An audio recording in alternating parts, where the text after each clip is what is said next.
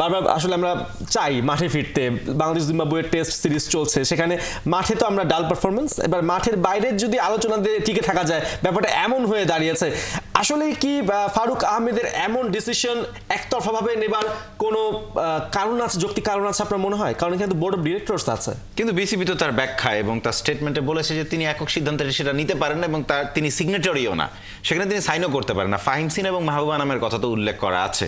তার মানে এখন আমার প্রশ্নটা ওই জায়গায় না, বিসিবির 250 কোটি টাকা সরানোর জন্য আপনি শুধুমাত্র বোর্ড প্রেসিডেন্ট একা পারবেন, এটা আমার কাছে কখনো মনে হয় না। তাদের গঠনতন্ত্রেও সেটা নাই এবং মানে ফারুক আহমেদ এমন বোকা লোক না যে একদম এত দুনিয়ার হাজার মানুষের সামনে এই 250 কোটি টাকা সরিয়ে ফেলবেন বা এদিক সেদিক করবেন।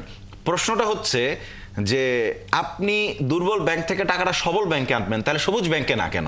সেটাই মানে ভালো ব্যাংকে যদি আপনি চিন্তা করেন, হ্যাঁ আমি রেড ক্যাটাগরিতে আমার 5 কোটি টাকা ছিল সবচেয়ে কম, কিন্তু আমি দেখছি ইয়েলো ক্যাটাগরিতেই সবচেয়ে বেশি টাকা ছিল আগের 250 কোটি। এখন আবার এনে আপনি ইয়েলো ক্যাটাগরিতে 191 কোটি রাখছেন, সবুজ ব্যাংক পাচ্ছে 42 বা কিছু একটা, আপনার প্রতিবেদনে দেখলাম আমি।